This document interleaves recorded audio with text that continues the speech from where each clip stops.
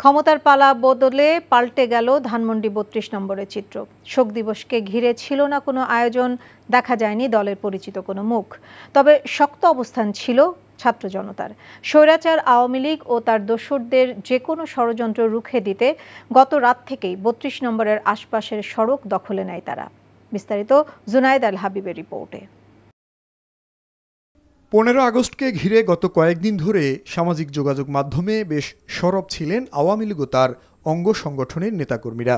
গণজমায়েতে নতুন বিপ্লবের ঘোষণাও দেন কেউ কেউ।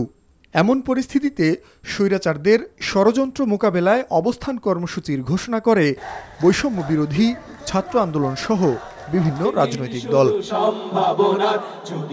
দিনটিকে ঘিরে জনমনে কিছুটা উত্তেজনা তৈরি হলেও শেষ পর্যন্ত ৩২ নম্বর সড়কের চিত্র ছিল একেবারেই স্বাভাবিক। দিনভর শুনশান নীরবতা, মাঠে দেখা যায়নি আওয়ামী লীগের কোনো নেতাকে। তবে উল্টো চিত্র ছিল আশপাশের সড়কের। ষড়যন্ত্রকারীদের প্রতিহত করতে অবস্থান নেয় হাজারো ছাত্র জনতা। মিছিল আর স্লোগানে উত্তাল ছিল পুরো এলাকা।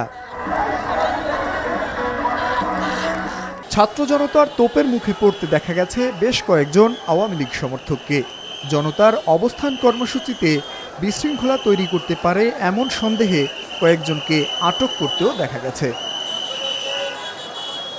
এদিকে 15 আগস্টকে কেন্দ্র করে যাতে কেউ ষড়যন্ত্র করতে না পারে সে লক্ষ্যে রাজধানীর বিভিন্ন পাড়া মহল্লায় অবস্থান কর্মসূচি পালন করেছে বিএনপি ও তার অঙ্গ সংগঠনের নেতাকর্মীরা।